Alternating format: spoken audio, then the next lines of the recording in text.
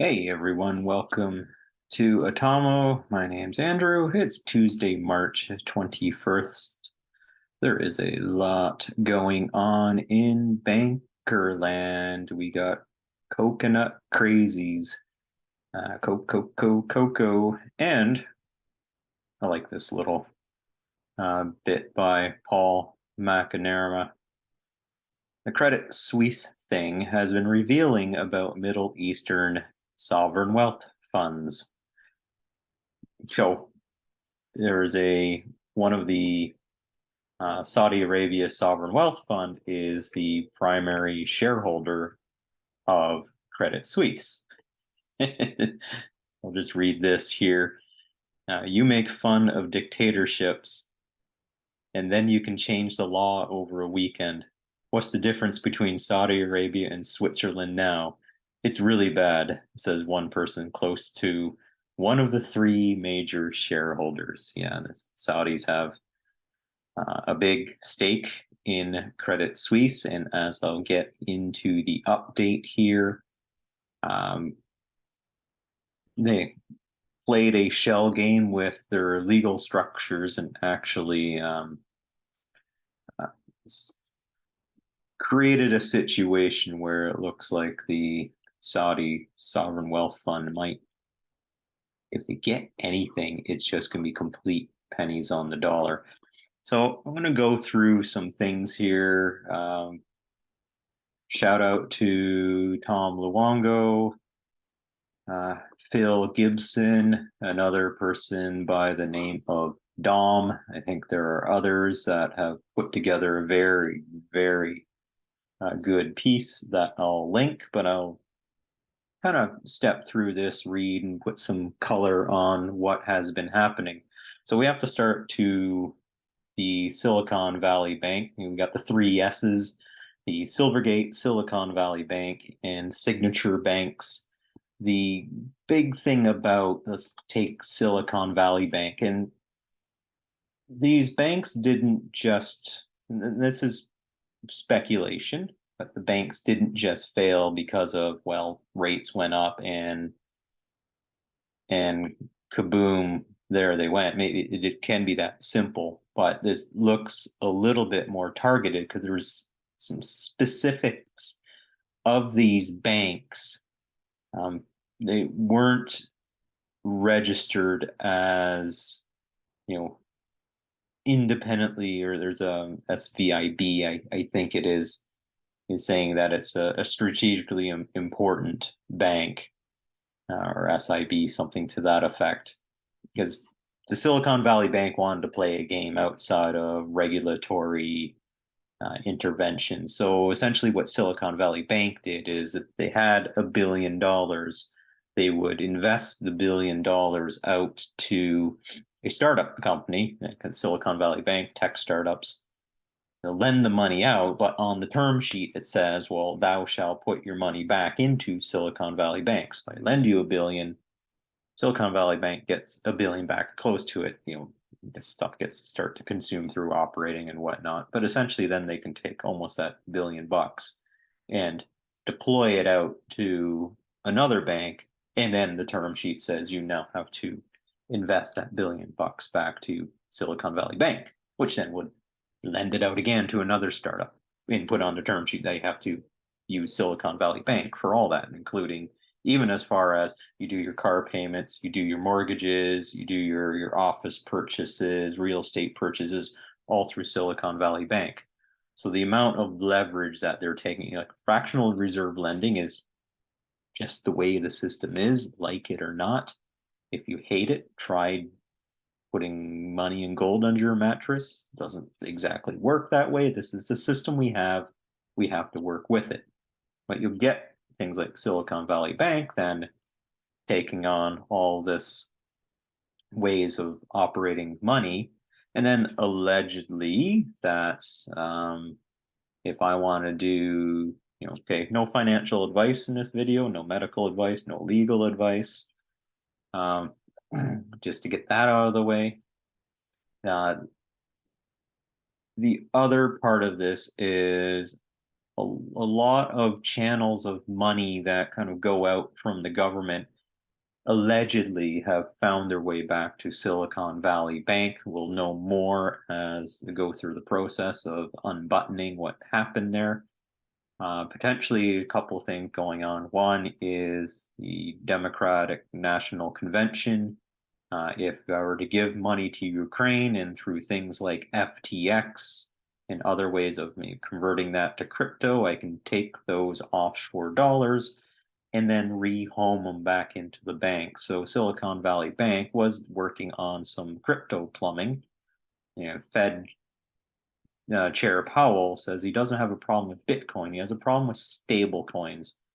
And the reason he has problems with stable coins is the overall, and this part of the thesis, is that Jerome Powell is trying to clean up the offshore dollar market, something called euro dollars, a dollar that is not within the United States financial system is called a euro dollar. And there's no clue at how many are out there and how much they're getting leveraged up. Because the other thing you have to look at is, why is the current administration in the USA seemingly so anti-American? Okay. Love them or hate them, if you really take a step back and saying, oh, I want a good place to live, I want a good place to have my finances, I want a good legal system, I want good private property rights, financial freedoms, freedom of speech, and all that stuff that is provided to you in the United States. However, you have, it looks like, an executive branch that is coming down hard on a lot of that in a way that just doesn't make sense. It's really, I'm Canadian, but it's not American. It's not what we grew up seeing and experiencing. And a lot of world still has a vested interest in the success of the American project, because everybody hopes that, oh, I would love to have that level of freedom. As much as there are problems that are going on that are getting blown up by the media, that like to have a place like that where it's my rights. I am the individual. I have the rights, not the state. And that's how the Republic of the United States was framed by the framers. So, and that requires a robust financial system as well. So we got Silicon Valley Bank, potentially the Fed saying, no, we can't have this anymore. As the rates go up, the assets that Silicon Valley Bank has on the balance sheet are locked in treasuries. They have to go to maturity, but as the rates go up, the differential in the treasury to those rates starts to show a hole in the balance sheet. Those treasuries get priced down to the market rate. They don't get elevated to the new rate because they're already locked in. So the problem is, and since these are locked in securities, then you can't liquidate them in order to staunch a bank run. So that brings us to the Bank Term Funding Program that allows you to hand in this collateral. So it's not quantitative easing. We're not creating monetary units. You are taking collateral, going to the discount window, but not the discount window previous. They created a different program, the Bank Term Funding Program. But you still have to pay interest on the loan that you get. You have to pledge your collateral.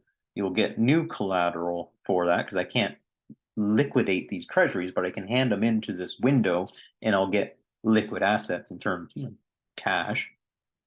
But I have to pay interest on this in the Fed funds rate plus 10 basis points. And this runs for a year. So it's basically a signal to the bank is, get your act together, because this money is expensive and it's not new money coming into the system. And the other part of this is, we'll get into the FDIC bit on that.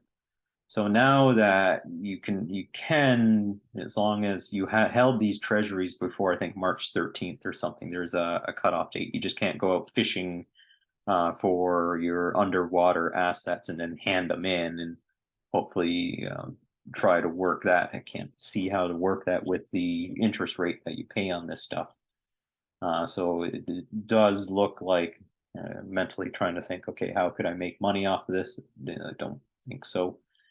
Um, so it's just a way that if I got a hole in my balance sheet and I need to liquidize some assets in order to get my management practices back up to snuff within my bank, then I can trade these assets to the Federal Reserve as long as it's an asset that the Federal Reserve trades during their open market operations. So, yeah, I haven't gone through the list. I'm not going to list that here. You can probably look it up. But if you're a bank, you would know all this stuff. Great. So the other part of it is coins, digital cryptocurrency coins. Uh, Jerome Powell is trying to knock those out, not Bitcoin. Bitcoin is fine as far as he's concerned, but it's the other companies like FTX and Silicon Valley Bank that are trying to boot up um, payment systems that are competitive to the New York banks, but also work in the shadow areas. So this is Silicon Valley Bank's basically a shadow bank because it doesn't work in the regulatory framework. They built the bank in a way that it doesn't operate within that framework.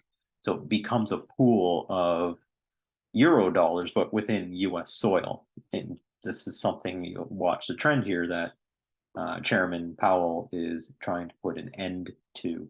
And that means regulatory shenanigans, legal shenanigans are harder to do. And if I needed a way to just say pass a bill in Congress that's a spending bill to send money to a war torn area, but I'm going to sieve off about 60 to 70% of that and funnel it into my onshore but really offshore bank, and then break it out into shell accounts so I can have some buddies set up some venture capital companies, get this money in, loop it through these venture capital companies, and then re-loop it back into my bank via these term sheets. I just get this massive blow up of money, which banks are the first to get to deploy the money. So how I before I give that money away is I got first crack at using that fresh money before it gets into the system, creates velocity and creates inflation. So if you want to get a few extra steps ahead in the race, it's great to be a bank, and it's great to be in that banking orbit for me to do some whatever programs I want to do.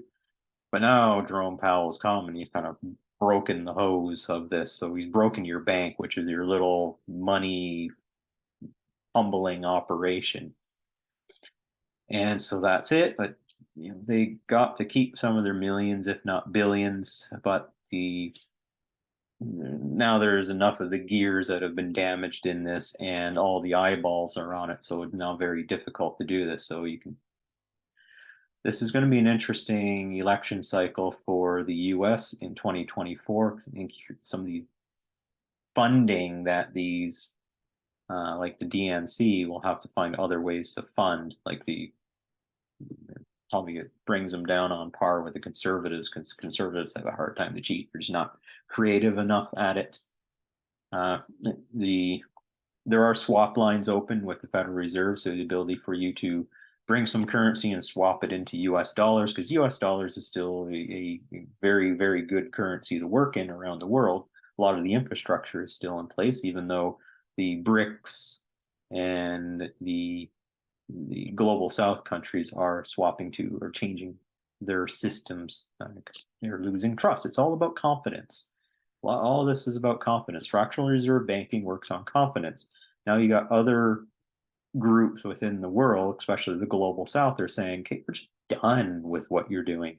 We're going to create our own system. We've sent enough people over to the US that learned how your banking system works. We're going to copy it. So let's see. That means the USA and the New York banks have to up their game. And this is kind of a reformatting of the USA, hopefully. And this is kind of the knock on wood that the USA can make some of these changes stick. So that becomes the place where you want to go to do banking. Again, that freedom and stuff. And if that happens, then I don't want to put my money into a China or Russia bank when I'm here in the North America, because all my stuff sucks because it got woked to death. Anyhow, I digress. FDIC. So back around the time of the Great Depression, we had to stop the bank runs because people, okay, it comes down to confidence. If I'm wanting, okay, where do I take my stacks of cash? I can go and throw them under the mattress. But if I'm throwing everything under the mattress, the banking system doesn't work. Fractional reserve banking systems need tier one capital in order to do the reserve lending on top of. So a part of the creation of the FDIC was to say, no, your money is absolutely rock solid safe within the institution. They did that up staunch to bleeding to make sure capital flight wasn't blasting out, or people were grabbing their money and just shoving it into mattresses and just waiting until the banks blow up, the dust settles, and the system gets reset, kind of like Matrix in the Neo. Okay, the thing just went corrupted, and you got to stop that corruption. So now what we have is, so let's zoom up a bit here, because there's some details about raising the rates in the Fed repo market. And the other part is the zero bound. You can't operate at the zero bound forever, and that's part of why we're seeing so many problems that we have. Is that inflation is just going to skyrocket like it started. We're itching here in the USA to double-digit inflation, and you saw the double-digit inflation numbers hit within Europe. So you have to do something, and biggest breaks that can be enacted quickly is just raising the Fed funds rate. And so Powell here is raising the rates as fast as he can to break stuff down. And primarily what was going to break down first are these things like these highly levered banks, these levered companies that are trying to get as much yield as possible, but using offshore dollars or a way of really blowing out their fractional reserve lending ratios in order to get to that point.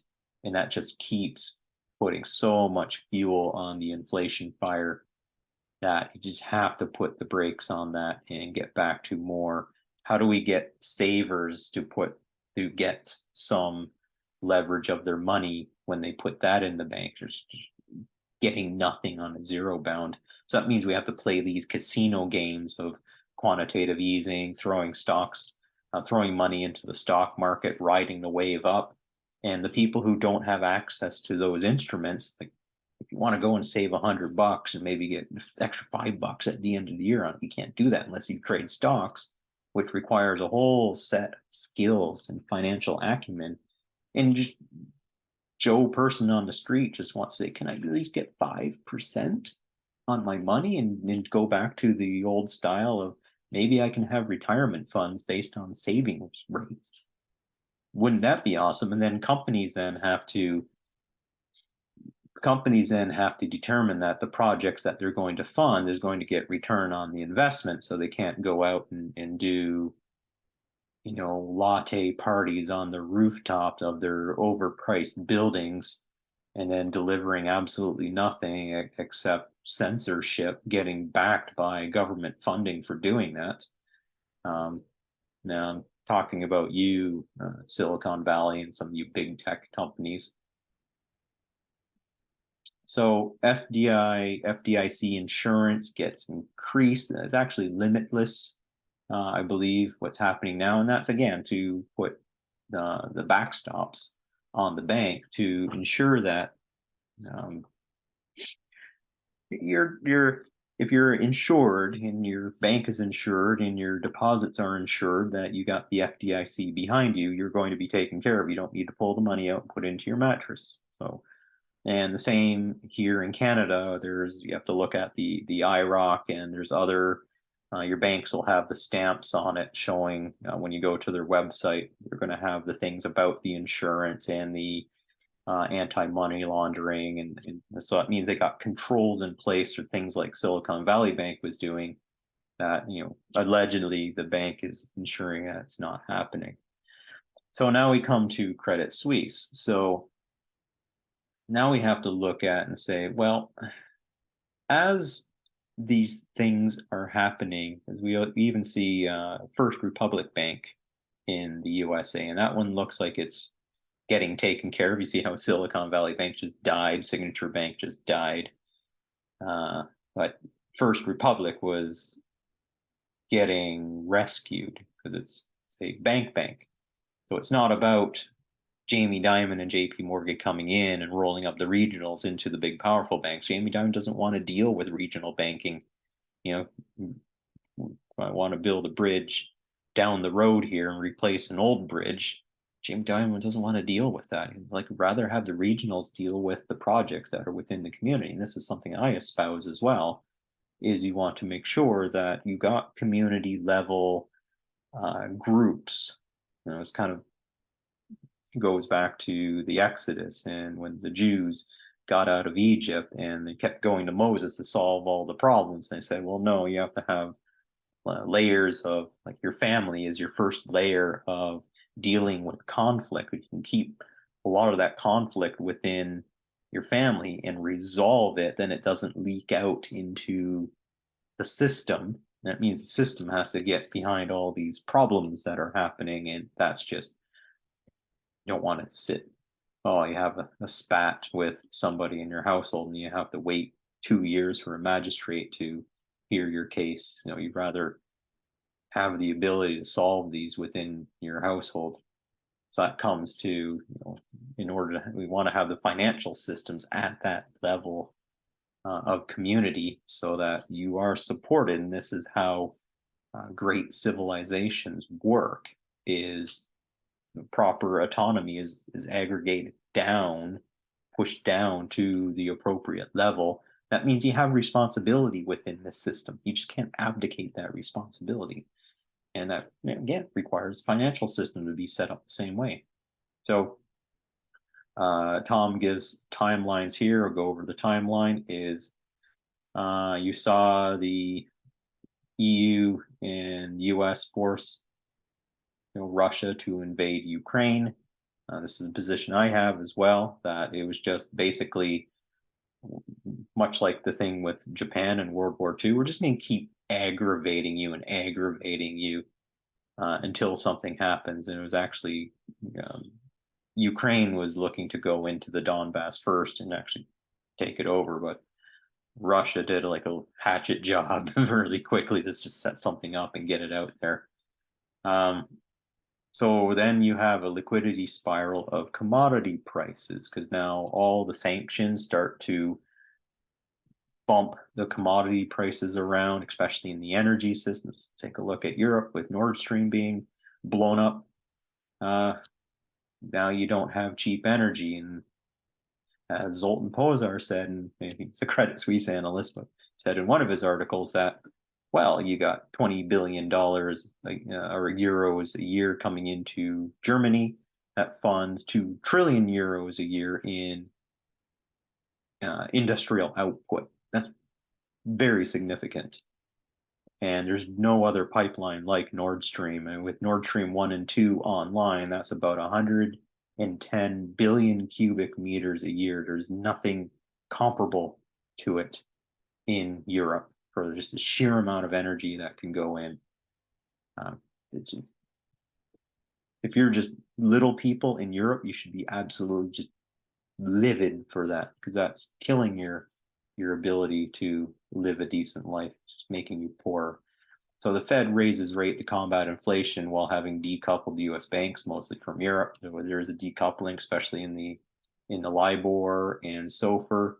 So here you mentioned SOFR overtakes the euro dollar as a U.S. funding vehicle of choice. Swiss government gives up their centuries-old neutrality by backing Ukraine publicly and then seizing the assets. Potentially that the Swiss president is a compromised figure. It's undermining Swiss sovereignty in favor of the Great Reset, the World Economic Forum, and all that. very unfortunate for Switzerland, because you need, if you go woke, go broke, Switzerland.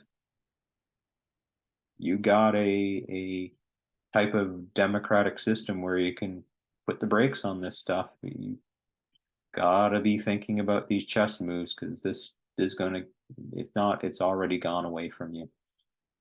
So Switzerland starts to see capital outflow. Hey, you're no longer neutral. So at what point, if I am holding my money and I got a little bit of a shady character, that the wokest in Switzerland are going to come for me? Oh, well, you bad billionaire banker, we're going to get you. It's, again, the proletariat against the bourgeoisie. We saw that game get played before, and Russia and China have learned their lesson from that. Still not perfect. No country is perfect. They understand what's happening there. During the takeover of the UK last summer, after Queen Liz died, may she rest in peace, then all the maggots came out of the woodwork. Had tremendous problems with the UK, especially in their they got like a pension, I think the pension system there. So the Credit Suisse starts to come under attack, and the Fed decides to shore it up. They open up swap lines. So the Fed keeps raising rates. Now the ECB has to raise rates, and the euro dollar liquidity starts to collapse. And we also have now Bank of Japan giving up yield curve control. So that means that's going to start to beggar. Because back in the QE time, you had the central banks that were synchronized. And Bernanke called it the beggar thy neighbor. And I think he's kind of throwing us off. Well, you don't want to. If you have one raising, then you'll have a thing called a carry trade. Or if I'm dropping my rates and another place has a higher rate, the money will go where it's treated best. So you get this sloshing around of money. So the banks had to be coordinated with the way that they were bringing the rates down during QE time, and then doing their quantitative easing. They had to, like, Draghi had to blow his bazooka. Bernanke and Yellen had to blow their bazookas at particular time. Bank of Japan had to blow their bazooka of throwing money into the system. Then what we get is the breakdown of the three S banks. And then Davos allegedly counters by pulling their liquidity out from Credit Suisse. Credit Suisse is important because it holds a huge amount of large cap equities, US equities. So if we blow up Credit Suisse, we can potentially create a problem with the US equity market. Just it's like slapping your opponent so they get a little off balance, but it's not quite the knockout punch. It's not that we can see. It sometimes takes lag for these things to go through the system. And as we see, Credit Suisse is intensifying. But there's a big thing is, well, now there was a big thing about, well, who do they make whole? Because there were special type of bondholders. And this brings us to the Coco for Cocoa Puffs here. There's a really special type of bondholder, the AT1 or the Coco bondholders. And so this is where it gets very interesting, and you have to forgive me because I have to go through a bit of, well, what is the technical impact of these ones. So you have these contingently convertible bonds, and they're taking 100% write down on these bonds. It's not a haircut, it's a whole head chop going on here. The shareholders were put in front of these AT1 bonds instead of the other way around. Should have been that the AT1 bonds were made whole. So, and the way that I'm understanding how the AT1 or Coco bonds work is they're permanent bonds. They pay out in perpetuity as long as the institution issuing them remains solvent. So if the bank gets blown up, then these Coco bonds. It looks like they're blowing up the Coco bonds with it. And this is because there's a legal framework in which these bonds are created. And now the Swiss are basically updating their legislature, say, yeah, okay, whatever, we're just not honoring them. If I were to use like simple voice here, we're not honoring them. So there's a note here on zero hedge, maybe something that the Tylers are getting right. Tylers have been on zero hedge. It's been, I don't know what the hell's got into their juice.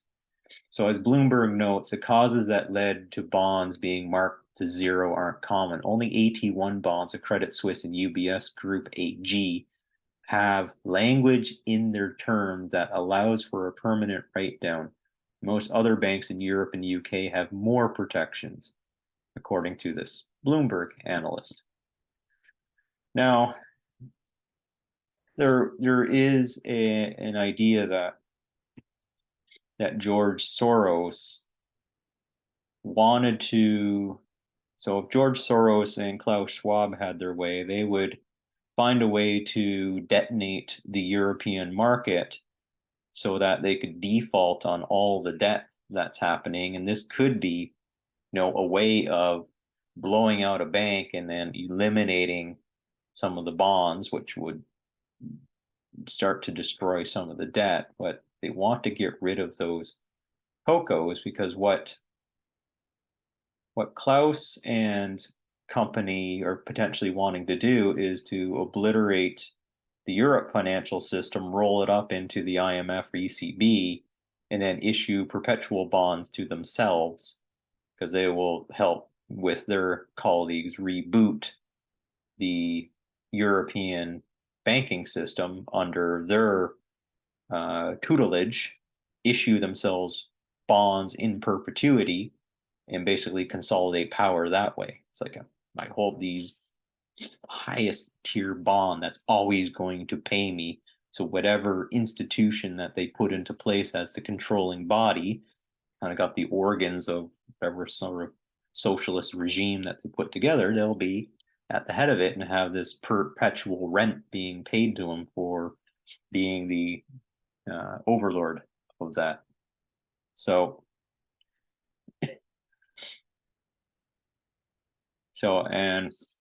just a few things from the article here, and Tom puts it all together. And so I'll just read from what Tom has put here. The UBS has bought Credit Suisse for 3.2 billion. There were 17 billion in Credit Suisse Cocos.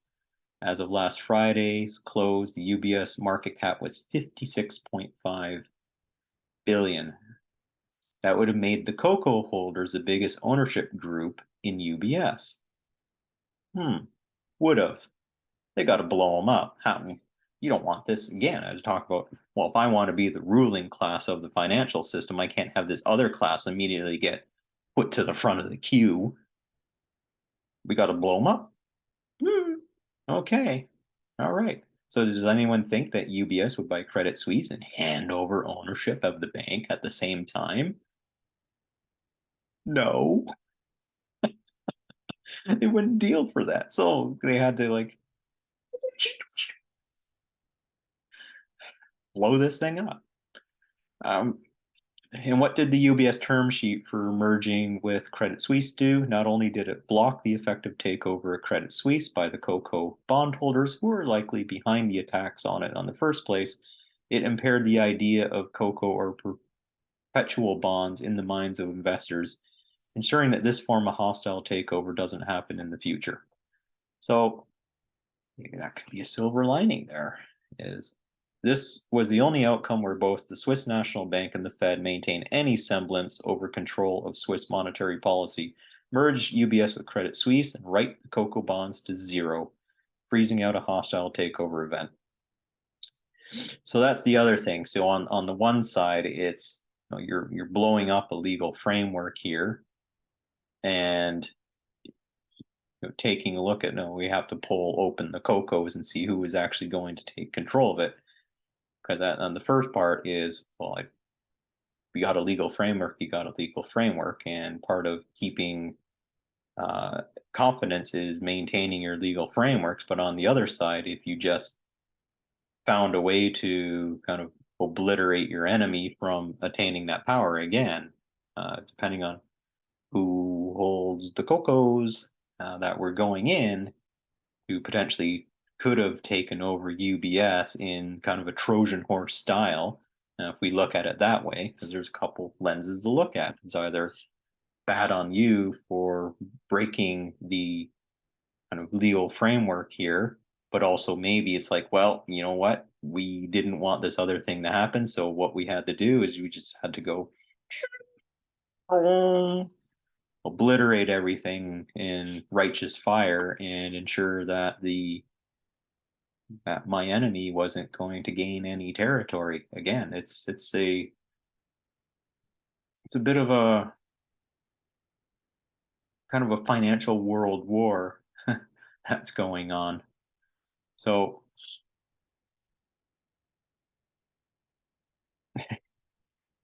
what Tom writes here, because he's kind of a humorous character. If I don't hear about George Soros having a heart attack in the next 24 hours, I'll be honestly shocked, because that was clearly something he would have tried to orchestrate.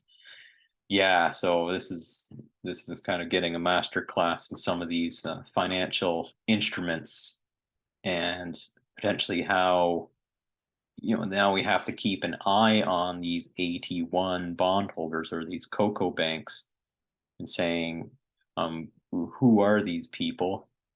And if the contagion happens, as Klausy Boy says, don't let a good, there's a Klausy Boy? Well, he was saying in the Great Reset, we don't want to let that go to waste. It's time for, or the COVID time, it's time for the Great Reset and take that opportunity. It's almost like they have some chess moves that have been planned in advance, and you got Powell on the other side trying to take the rooks off the board. Don't think to quite knock the queen down or have him in a checkmate position, but Powell's been pulling material off the board pretty quickly. The other thing is to note that the US has the FDIC, Europe does not. It depends. It doesn't have a large branching FDIC, which, like in the USA, since all your states are together in a union, and you got the Federal Reserve, for good or bad, the Federal Reserve and some of these federal systems can actually come into play. The EU doesn't have that level. The fiscal union was never solidly put together tightly. And the fiscal union of the EU not really meant to support the little people. This is where Europeans and Americans, I'll put myself as a Canadian into the American camp from a financial standpoint, the Europeans don't think of themselves at times as individuals. They all kind of socially like to form these communities. At the other hand, is private property right is extremely important in a democratic system. If you don't have banking regulation that helps you as a depositor when your banks screw the pooch, I don't know what to say. And you really don't have anything. You'll be hat in hand on your knees in front of the central powers. And at that point, you have to give more of your rights away in order to be made whole again. And they will hold that over your head. So, the entire, back to what Tom's writing about here, the entire European commercial banking system will cease to function. It leaves a door open for massive EU-led bailout during the height of the crisis to do what Soros has been demanding that they do. One is have the ECB buy all the outstanding Eurozone debt, convert it all to perpetual bonds, in effect issue new Coco bonds for the entire Eurozone. This is a default on all the sovereign debt and wipes the slate clean. And then convert all existing euros to digital euros overnight. And then you're now in a very, very locked in system. The moment that you get locked into a digital system, now when things happen, that hat in hand where you went to beg, they now have a tap that, hey, we don't like how you protested in your tractor against those great new legislations that we have up there in the Netherlands. We're gonna have to take all of your fuel vouchers away, or we're just gonna turn off your money and basically, or your money is programmed only. You can buy food, but you have to do it at these food depository places. So, so the Coco, as Tom writes here, the Coco bond market's now frozen. The bonds are getting gutted. These are some of the most important bits of tier one capital under the Basel III for European banks. So phenomenal article. I will link it for you. Have, digest this, understand this. It's one of these things, understand what's going on. Uh, get off of Netflix for a while. I think for anybody who's watching this at this point, I'm probably a very niche people who really understand this stuff that are watching this video. So, stay safe out there. Be very careful on who you're voting for. Look at platforms carefully. Ask a lot of questions of the people who are running for office. Kind of get a sense of what they're trying to do. Because if you put your head in the sand and play ostrich on this stuff, then you abdicate that responsibility, and these tyrants are going to come in and they're going to make sure that if they want to put their foot on your head, they can put their foot on your head, and there's not going to be much that you can do.